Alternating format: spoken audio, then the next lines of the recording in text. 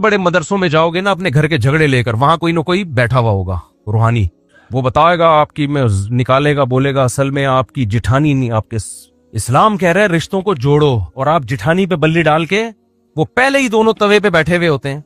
जिठानी और जिठानी का अपोजिट क्या होता है भाई? जो भी होती है खातून, उसकी जो जिठानी और वो खुद, वो दोनों ऐसे होते हैं हर वक्त जैसे गर्म तवे पे पहले लड़ने के लिए तैयार है।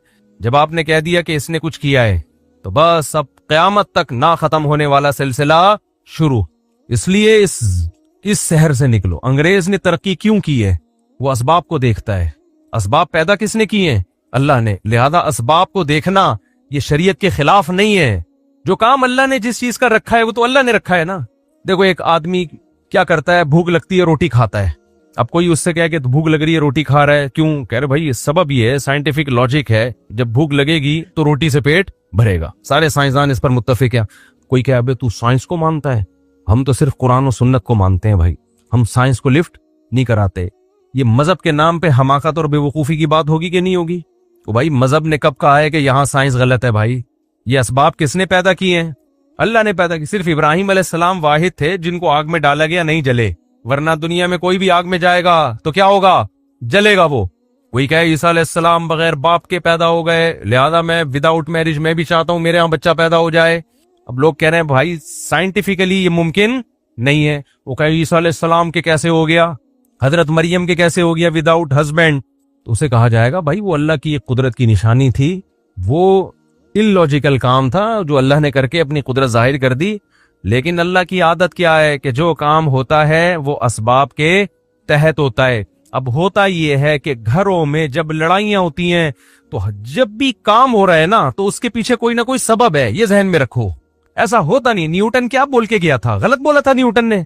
न्यूटन कह के गया था कि जो चीज रुकी हुई है कयामत तक रुकी रहेगी, जब तक उसको हरकत देने का कोई सबब ना हो। हरकत एक काम है ना, तो जब तक कोई मुहर्रिक नहीं होगा वो हरकत में नहीं आएगी।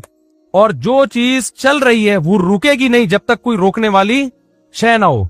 अगर आप ये जिन चुड़ैल भूत के चक्करों में पड़ते हो ना तो आप एक नया लॉ बनाओ। फिर पहले मैं न्यूटन को थोड़ा सा एक्सप्लेन कर दूं ना। यानी जब भी कोई काम हो रहा है ना तो काम के पीछे कोई सबब बोलो है, कोई सबब है। घर में लड़ाई हो रही है, इसका मतलब इसके पीछे कोई सबब है। या तो आप किसी की बेइज्जती कर रहे हैं, इस पे गुस्सा आ रहा है उसको, या आप उसके हुकूक अदा, आप बीवी के हुकूक अदा नहीं कर रहे, इस पे गुस्सा आ रहा है उसको, लड़ाई हो रही है। माँ के साथ बदसलूकी कर रहे हैं, बीवी को तरजीह दे रहे हैं, सास बहू का आपस में क्या हो रहा है? इख्तलाफ हो रहा है। या तो सास जालिम है या बहू जालिम है, या जिठानी गड़बड़ कर रही है, आप सही चल रहे हैं, कहीं ना कहीं गड़बड़ हो रही है। अब गोरे के साथ जब गड़बड़ होती है तो गोरा उसकी लॉजिक तलाश करता है, सबब तलाश करता है। सारे माहिरीन मिलके बैठ जाते हैं कि हम अफगानिस्तान में पिटे क्यों, वो गौर करते हैं इस पे, वो जिन्नात पे नहीं डाल देते। कभी अमेरिकन आर्मी का बयान आया कि हम 40-42 मुल्क लेके अफगानिस्तान में उतरे थे, एक्चुअली वहां पे जिन्नात थे जिसकी वजह से हम जीत नहीं सके। कभी ऐसा कुछ फेंकी उन्होंने? बोलो ना क्या हो गया भाई? उनके यहां अगर ये रूहानी ड्रामेबाज होते, कहते भाई वो असल में तुम्हारी ताकत तो बहुत है लेकिन वहां जिन्नात है, जिन्नात से कौन लड़ सकता है? वो अमल की हम पर फ्रांस ने जादू किया हुआ है। असल में अमेरिकन पे किसने जादू कर दिया था? फ्रांस पे। फ्रांसीसियों पे जादू किया जापान ने, जापान पे जादू किया स्विट्जरलैंड ने। आप कह सकते हो स्विट्जरलैंड कैसे जादू करेगा? जब जिठानी कर सकती है तो स्विट्जरलैंड की ताकत जिठानी से ज्यादा है या नहीं है? क्या ख्याल है भाई? वो तो सारे जितने भी आमिल हैं उनको स्विट्जरलैंड का सिर्फ विजिटिंग वीजा भी दे देना तो सारे आमिल उसके कहने पर जादू शुरू कर देंगे। निकालो अपने आप को इस टेंशन से, मुसीबत से। तो वो गलती दोबारा नहीं दोहराते जो गलती उनसे एक बार हो चुकी है। गोरा नहीं दोहराएगा उस गलती को। हम बार बार उस गलती को रिपीट करते हैं, बार बार उस गलती को रिपीट करते हैं। और जब नाकामियों का मुंह देखते हैं तो रूहानी ड्रामेबाज हमें कहता है असल में तुम पर किसी ने कुछ कर दिया है। फिर निकलना भी शुरू हो जाती हैं चीजें। वहां से फलीता निकला, वहां से पलीता निकला, वहां से किसी के नाखून निकले। मुझे लोग लाके दिखा, मैं कचरे में डाल, मेरे घर से भी तावीज निकलते हैं, मैं कचरे में फेंक देता हूँ। कोई आ जाता है चुपके से कुछ रख के चला जाता है, जरा भी मुतासिर में कहता हूँ अबे तूने जो रखना है बोलो रख दे भाई, कुछ भी नहीं होने वाला इंशाल्लाह। तो इस शहर से निकलो, समझ रहे हो? ये बहुत मुश्किल है निकालना। क्यों? और मैं आपके सामने इतने कॉन्फिडेंटली बात करता हूं, मैं उलमा के सामने नहीं करता, क्योंकि मुझे आगे से मुखालफत का सामना करना पड़ता है। वो कहते हैं आप तो उलमा के सामने कौन ऊंची आवाज से बात करे? मैं कहता हूं आवाम को समझाओ भाई। आप कह सकते हो मुफ्ती साहब आपका इल्म क्या उलमा से भी ज्यादा है, आप उनसे भी 2 हाथ आगे निकल गए। कतन नहीं। हम ये कहते हैं ये इल्म ही नहीं है, तो ज्यादा कम की क्या, उलमा का इल्म हमसे दीन के इल्म में ज्यादा है। हम जितने हमारे अकाबिर हैं, बुजुर्गान दीन है, दीन की जहां बात आएगी हम सरेंडर कर देंगे। मेडिकल के साइंस की बात आएगी तो डॉक्टर को मानेंगे या उलमा को मानेंगे? डॉक्टर को मानेंगे। अब डॉक्टर कह रहे ये दांत निकलवा दो, हजरत जी बुजुर्ग कह रहे नहीं निकलवाओ, तो भाई मैं किसकी मानूंगा?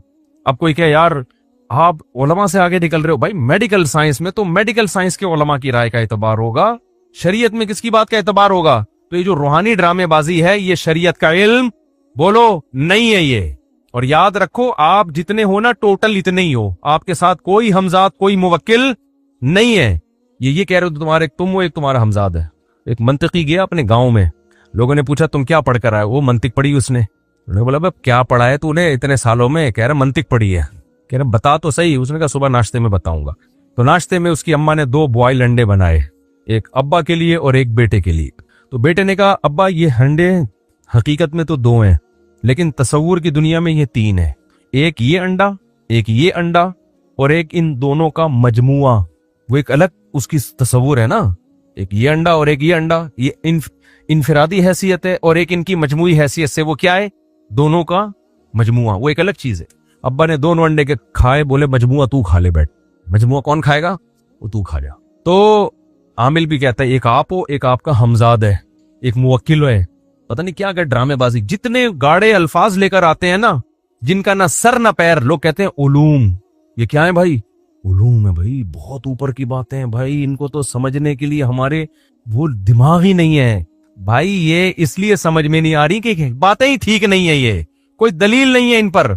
मुशरिकीन जिस शिर्क में मुब्तला हुए उसकी बेस थी तवहुम परस्ती।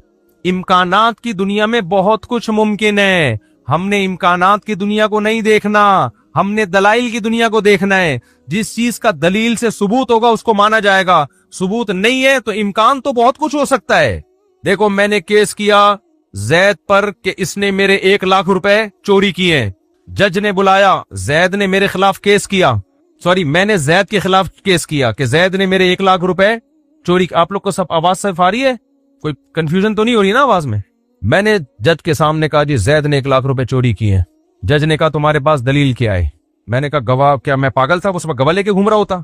जब ये चोरी कर रहा था तो मेरे पास अगर गवाह होते तो मैं चोरी करने देता इसको? मैं तो पकड़ के कुट लगाता। जज क्या अच्छा कोई कैमरे की रिकॉर्डिंग दिखा दो। जज साहब अगर वहां कैमरा लगा होता तो ये चोरी करता? इसने ऐसी जगह चोरी की है जहां कैमरा नहीं लगा हुआ था। जज क्या भाई मैं जज डाल देगा, जैद को चोर करार दे देगा? बोलते क्यों नहीं भाई? अब जज कह रहे ये जैद बरी है। मैं कहूं जज साहब क्या इस बात का इम्कान नहीं कि मैं सच बोल रहा हूं? जज क्या कहेगा 100% इम्कान है, लेकिन इम्कान की बेस पे कभी फैसले नहीं होते। इम्कान तो बहुत, इम्कान तो इस बात का भी है कि आपने चोरी की हो और ये केस ही ना कर रहा हो, इस बेस पे कि गवाह नहीं है, इसका भी तो इम्कान है। इम्कान तो इसका भी है कि 1 लाख नहीं 1 करोड़ चोरी की हो। पता नहीं क्या क्या इम्कानात दुनिया में है। कभी इम्कान की बेस पे फैसला नहीं किया जाता।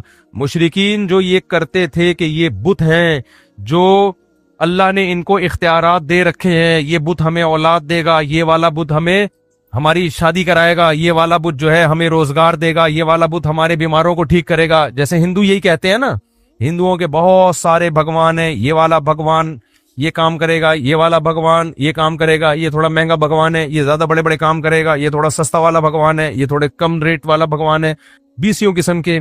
अब जब उनसे पूछा जाए, पहले मुशरिकों से भी पूछा जाता था भाई तुम्हारे पास क्या दलील है ये करेगा? वो कहते थे दलील नहीं थी, वो कहते थे हमने अपने बाप दादा से सुनते आए हैं, तो अल्लाह के लिए क्या मुश्किल है कि अल्लाह इनको इख्तियारात दे दे? इम्कान तो है ना कि हो सकता है अल्लाह ताला ने इनको इख्तियार दे दी। जैसे आज हम जब मुशरिक से बात करते हैं कि इन बुजुर्गों के पास बिल्कुल इख्तियारात नहीं है, वो कहते हैं, जवाब ये देते हैं कि भाई इनका अल्लाह से ताल्लुक है, तो अल्लाह अगर अपने बंदों को औलाद देने का इख्तियार दे दे, बिगड़ी बनाने का इख्तियार दे दे, तो इन वहाबड़ों को क्या तकलीफ हो रही है इस पे? कहते हैं कि नहीं कहते? भाई तुम लोगों को क्या तकलीफ है इस पे? अगर अल्लाह देना चाहे तो कौन सी रुकावट है?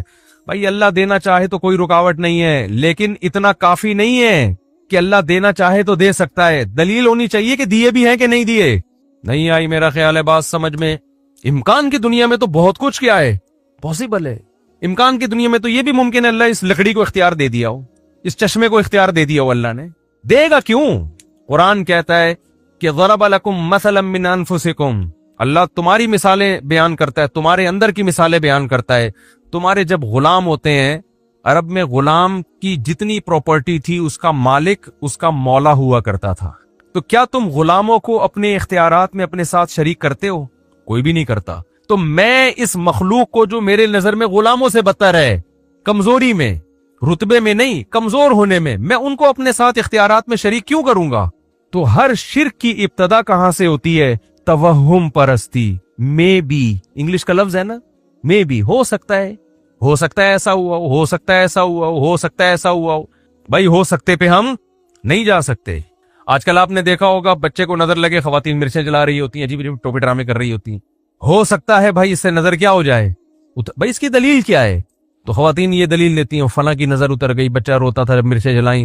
भाई बात यह है कि शैतान जो है ना, शैतान, उसको पता होता है कि मैं जिस बच्चे को छेड़ूंगा इसकी माँ उल्टी सीधी हरकतें करेगी, फिर मैं छेड़ना छोड़ दूंगा ताकि उन उल्टी सीधी हरकतों पे इसका ईमान बढ़े। जो माएँ ये काम करती नहीं है उनके बच्चे बिला वजह रोते ही नहीं है।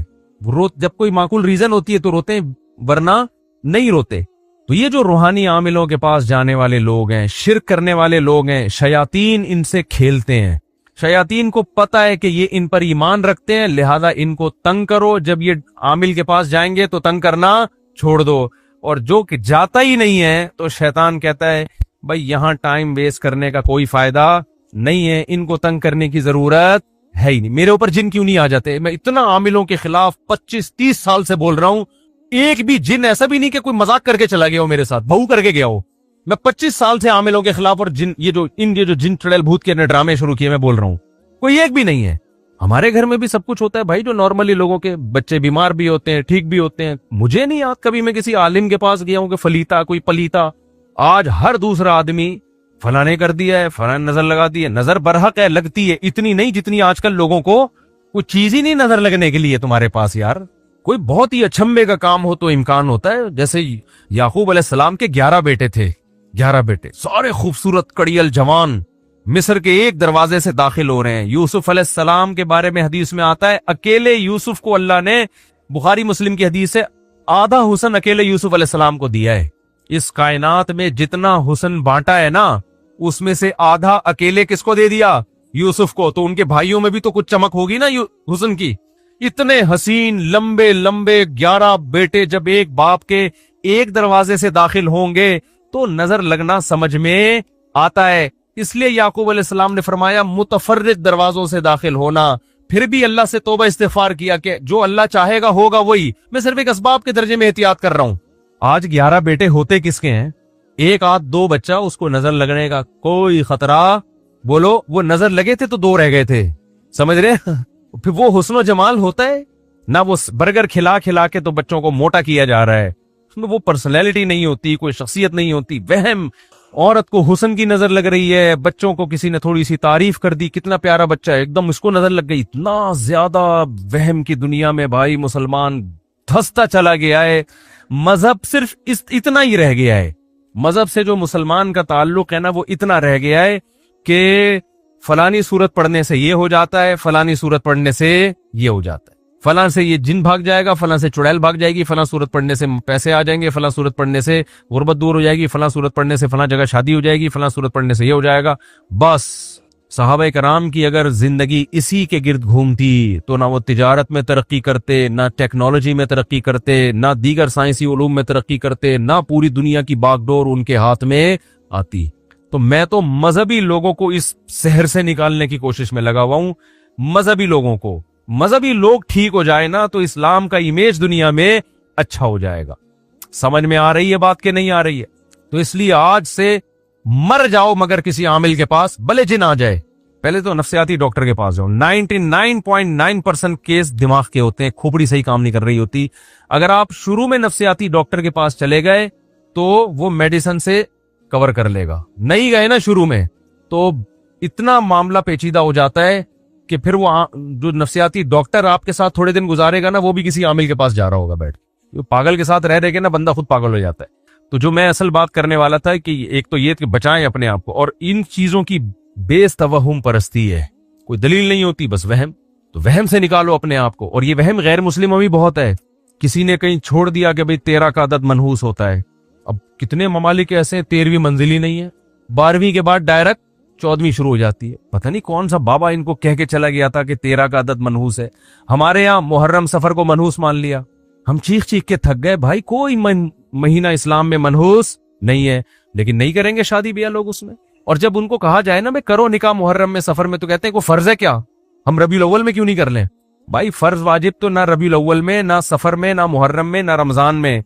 बात यह है कि आपकी शादी की डेट मुहर्रम में तय हो रही थी, मुहर्रम की बेस पे जो आप उसको डिले कर रहे हो, इसका मतलब ये तवाहुम परस्ती है। मुहर्रम में शादी होना ना होना इतना बड़ा इशू नहीं है। ये जो आपके जहन में वहम है ना, बगैर दलील के फैसले करना, इसका इलाज ज्यादा जरूरी है।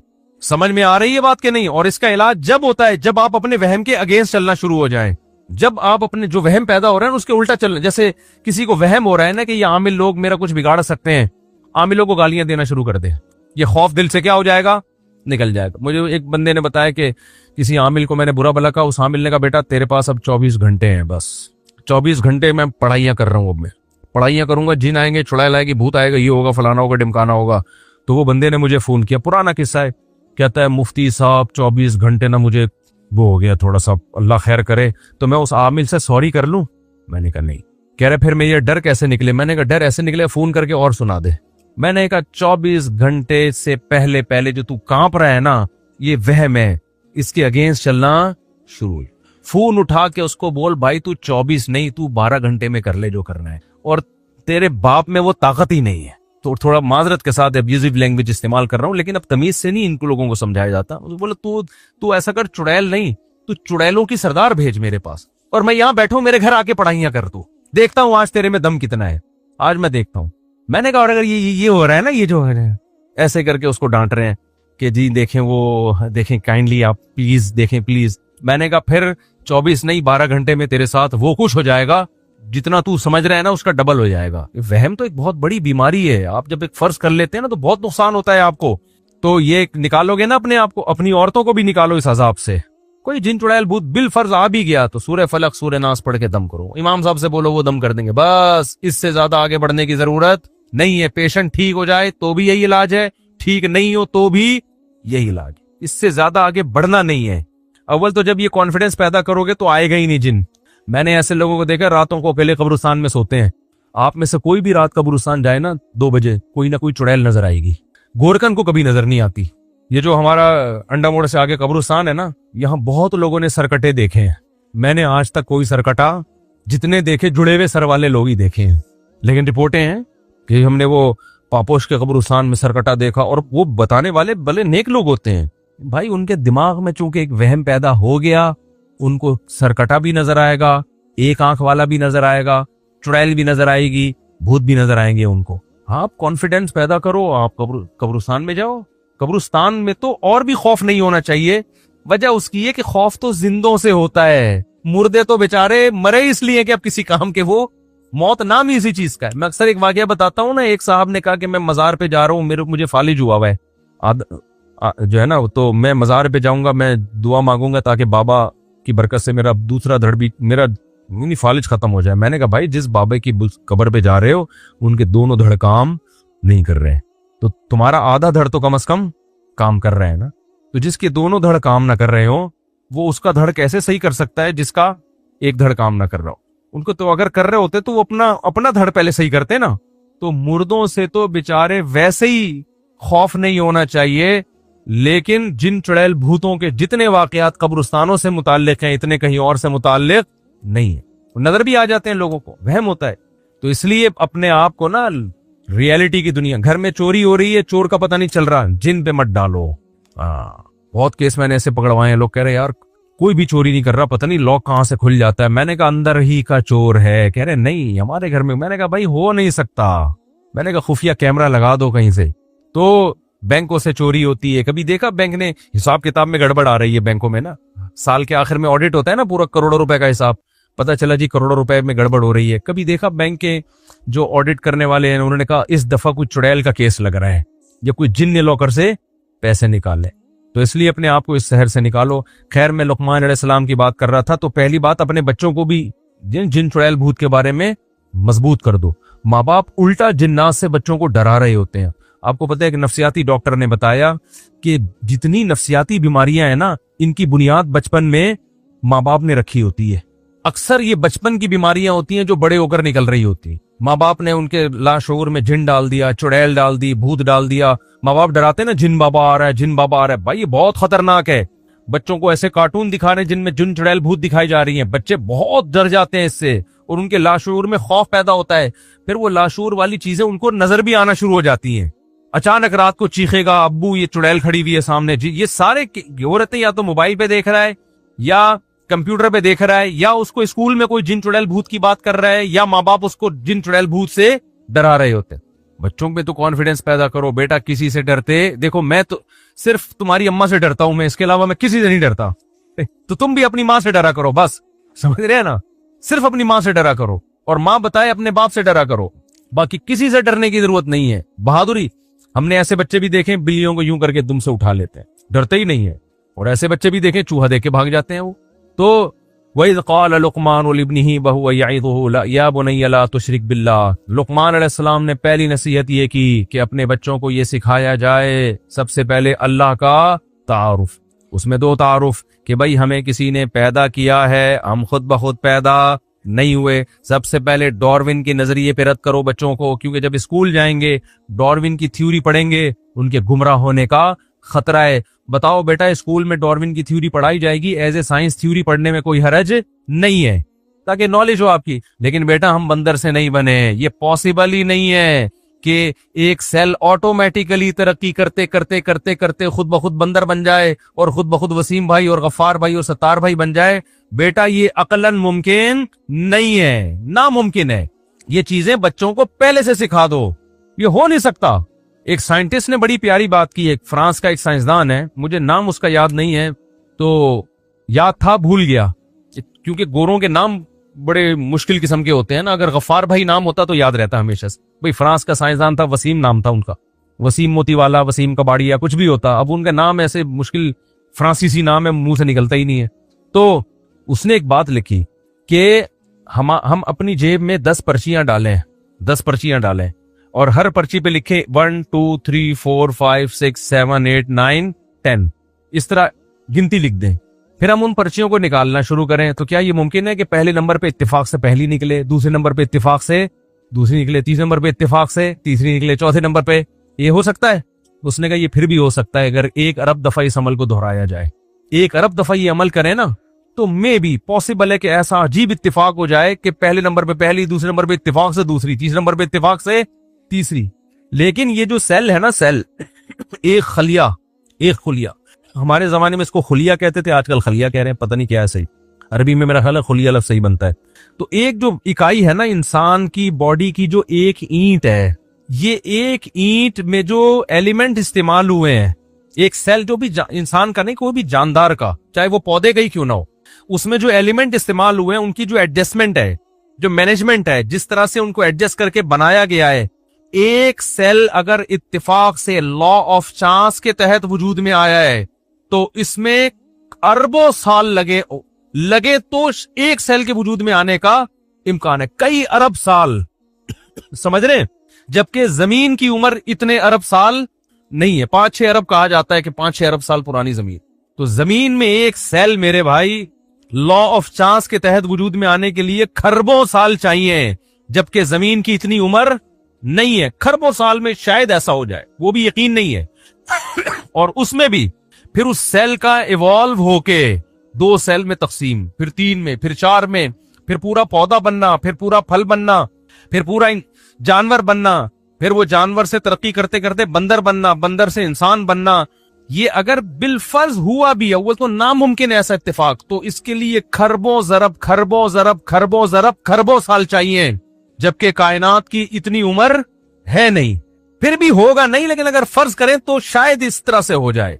तो बच्चों को बचपन से ही सिखा दो, बेटा हमें बनाया गया है, हम ऑटोमेटिकली बने नहीं है, वरना वो कल जाके मुल्हिद होगा, एथियस्ट होगा। आप कह सकते हो मुल्हिद हो जाए जहन्नम में, अपनी मर्जी से हो रहा है, आपको पहले जहन्नम में फेंकवाएगा, फिर जहन्नम में जाएगा बाद में। दुनिया भी आपकी जहन्नम बनाएगा, क्योंकि जो एथियस्ट होता है वो इंसानी हुकूक की बातें बहुत करता है, इंसानी हुकूक का अलम बरदार बिल्कुल भी नहीं होता।